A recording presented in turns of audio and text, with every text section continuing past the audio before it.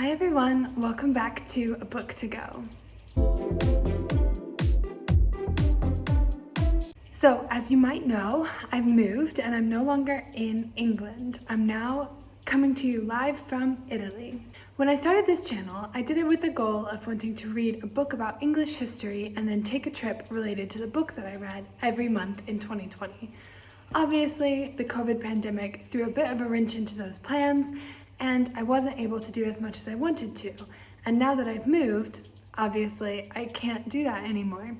So it's made me think a little bit about the direction that I want this channel to go in. I do want to continue bringing you content around books that I'm reading related to trips that I'm taking. I think that's really unique, and I think that's what I do in my channel that makes it kind of special. So I'm gonna keep doing that. But until COVID is over, there's not that much traveling I can do. So I think I'm also going to start bringing you a little bit more traditional Booktube content. And some of that Booktube content might include TBR lists, it might include book reviews, it might include reading challenges or reading vlogs. I'm going to try that out as well this year. So to start with, I thought I'd do my first traditional Booktube video, and that's going to be 21 books I want to read in 2021. I'm recording this video a little bit late, so some of these books will have actually already come out, but I'm still going to talk you through them. And I think it will be interesting because I've been watching a lot of these videos on Booktube already in the last couple of weeks, and some of these books no one else is talking about, and I think they sound great. So let's get into it. I'm going to do these in chronological order. The first book, this one's already out, that I want to read in 2021 is called The Wife Upstairs. The Wife Upstairs is by Rachel Hawkins, and it came out on January 5th. This is a Jane Eyre retelling set in Alabama, and it's a dog walker who meets a rich man on one of her walks. And then she kind of falls into this Jane Eyre retelling. Jane Eyre is one of my favorite classics. I am that basic bitch who likes a good Jane Eyre movie. So I think I'll love this one. The next book I'm looking forward to in 2021 is also already out. It came out on January 12th, and that is The Charmed Wife by Olga Grushin. This is another retelling. This one is kind of a retelling or a continuation of the Cinderella story. And this, we catch up with Cinderella several years after her marriage to Prince Charming, and she's not as happy as she thought she was gonna be. This is one of my most anticipated books for the year. I really hope to get my hands on it. So I've already requested all the books that are coming out in January that I want to read from my local library. Not all of them are in yet, so some of them I might have to buy. We'll see. I'm trying not to buy too many books this year. This book sounds a lot like, I don't know if, well, I'm sure a lot of you will have heard of Wicked, but that's based on a book by Gregory Maguire. He wrote Wicked. He also wrote a book called Confessions of an Ugly Stepsister, which I really liked. And this sounds like basically kind of like his work, and he's actually featured with a pull quote on the cover. So I really think this is going to be up my alley. I'm looking forward to it. Okay, the next book on my list is one that a lot of people on YouTube have already been talking about, and it's another one that came out on January 12th, and that is Concrete Rose by Angie Thomas. This is the prequel to Angie Thomas's other famous book, The Hate You Give, which I, along with probably most people in the world, loved. And so this is a prequel. This is telling Maverick's story from when he first became a father. Maverick is Star's father. I'm so excited about this. I think Maverick was such a compelling character. I think Angie Thomas is an amazing writer. I'm really excited to see where she goes with this story. So I definitely want to get my hands on Concrete Rose as soon as possible. Okay, so those are all the books that have already come out. And from here on out, we're talking about books that are still going to be coming out in 2021. The next book is A Vow So Bold and Deadly by Brigid Kemmerer, and this is coming out on January 26th. This is the third book, and I think it's the final book in the Cursebreakers trilogy, which I have really enjoyed over the last couple of years, and I'm really excited to see how the story ends. The last book I'm looking forward to in January is called Bride of the Sea by Eman Quotah, and this is coming out on January 26th. So I'm going to read to you from my Google document what this book is about. So basically, Munir and Saida are newlyweds and are expecting a child together, but Munir wants a divorce. And so he leaves Saida and their newborn daughter and goes back to Saudi Arabia, and then Saida disappears with their daughter, and it just kind of goes from there. It sounds really interesting. Again, this is one of those ones that I haven't heard very many people talking about. I'm looking forward to it. Sounds great. The next book on my list comes out on February 2nd, and this is another kind of random find, but it's called Milkfed, and it's by Melissa Broder. So again, my list is over here, that's what I'm looking at. I'm gonna just read to you the blurb of this because it sounds wild. Okay, a spiritually ambivalent young Jewish woman with an eating disorder who, while taking an emotional detox from her mother, has an affair with the Zaftig Orthodox woman working at her local Los Angeles frozen yogurt shop. That's the description. It sounds intriguing. It sounds great. I'm looking forward to it. It's coming out soon. The next one on my list is The Land of Big Numbers by Taiping Chen. And this one also comes out on February 2nd. So this is a collection of short stories. It's the only short story collection on my list. And it's telling stories about the Chinese diaspora. And I think it sounds really interesting. And the cover is beautiful. So I'm really looking forward to this one. Okay, the next book on my list is a romance, and it's called A Lady's Formula for Love. It's by Elizabeth Everett, and it comes out on February 9th. So this one is set in Victorian England, Victorian London, and what's the main character's name? Lady Violet Hughes. Lady Violet Hughes is on a secret mission for the crown, but she's also set up like a secret association for female scientists, and she's in love with her assigned crown protection officer. I mean, science, romance, Victorian England, London, sounds great. So that one comes out, like I said, on February 9th.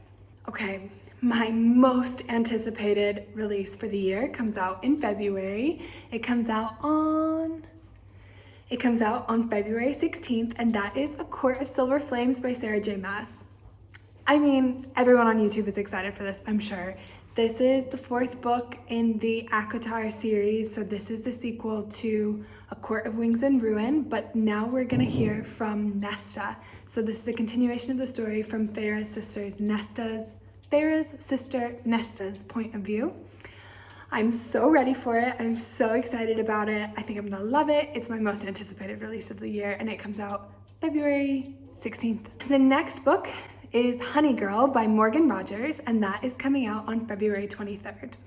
I can't really tell how this is being marketed, if it's being marketed as a romance or just as like an adult fiction novel, but the main story is our main character, Grace Porter, has just finished her PhD. She goes on a girls' trip to Vegas, and there she drunkenly marries a woman she's never met before, and then the story just kind of goes from there. I think it sounds really cute, really good. I mean, I'm saying it sounds cute, but who knows what direction it will go in. But anyways, I'm looking forward to it, and that comes out on February 23rd. Okay, it might be surprising that I only have one historical fiction on my most anticipated list for the year, considering that I started my whole channel as like a way to study history. But on March 2nd, there's a book coming out called The Rebel Nun by Marj Charlier. So that's coming out on March 2nd, and this is, let me tell you what it's about. Oh no, I just wrote it's a historical fiction, but I think it's about a rebellion led by nuns. So I think it sounds really interesting. Like I said, it's the only historical fiction on my list for the year, but we'll check it out. It's out on March 2nd. Another one that comes out on March 2nd is called The Lost Apothecary, and that's by Sarah Penner. And isn't it funny when this happens, that there are multiple books coming out around the same time that are like weirdly similar? So this is also set in London around an apothecary for women. Really odd that it's the same as that romance that I mentioned earlier, but this one is more of like a literary fiction story, and this, I think she's providing potions to women who have been wronged in their lives, and then there are repercussions across centuries for the potions that she's giving out. So similar but different, and I'm excited about both of them. Another one of my most anticipated reads of the year is called How Beautiful We Were by Mbolo Mbue, and this is coming out on March 9th. So this is the story about the collision between an American corporation and an African village, and it sounds like it's going to be about colonialism and globalism and, let's see, capitalism, of course. And it's about what happens when that village starts to fight back. I think it sounds heavy, but I think it sounds really good. The next book is called Of Women and Salt by Gabriela Garcia, and this comes out on March 30th. So this is the story of a young woman kind of discovering her family history. I think she's living in Miami and she's the descendant of Cuban immigrants and she wants to learn more about her family. Yes, and then she also takes in the daughter of a neighbor who's been detained by ICE. So there's a bit of like that kind of contemporary connection as well. So this is a debut novel that I'm really looking forward to this year. Okay, another most anticipated release of the year is called Something Unbelievable. It comes out on April 6th and it's by Maria Kuznetsova. So this is about a young woman in America who has a conversation with her grandmother in Ukraine. She asks her grandmother about her experience escaping from the Nazis during World War II, and then she starts to discover parallels between her grandmother's life and hers. So it sounds really interesting, and I'm really looking forward to it. The next one is called While Justice Sleeps, and it's by Stacey Abrams, and it's coming out on May 11th. Can Stacey Abrams do anything wrong? No. In addition to being an amazing politician, community organizer in the US, she's also been publishing romance novels under the name of Selena Montgomery for the last years. And this is her first novel that's being published under her real name. And this is a crime thriller set in the, well, maybe calling it a crime thriller isn't quite right. So it's a political thriller and it's set in the Supreme Court. So I think it's a young clerk for a Supreme Court justice, and the justice maybe is sick or is hospitalized, and then there's drama that happens, and his clerk has to cover for him or investigate this I don't know whatever's going on. Anyways, it's by Stacey Abrams. I'm gonna support it. I'm gonna read it. I'm so excited. Okay, next we have the only memoir on the list, and this is Somebody's Daughter by Ashley C. Ford, and this comes out on June 1st. So Ashley C. Ford is kind of a political commentator, cultural commentator, writer, Twitter personality, and it's someone I follow on Twitter. She's also from Indiana, the same state I'm from, and she's written this story or this memoir about growing up and having an incarcerated father and just her experiences growing up and the impact of her father's incarceration on her own life. And so I'm really interested to read it, and it's the only memoir on the list, but I'm looking forward to it on June 1st.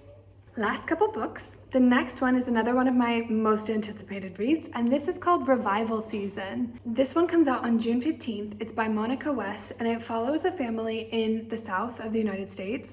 I don't think it's modern times, I think maybe like 50s, 60s.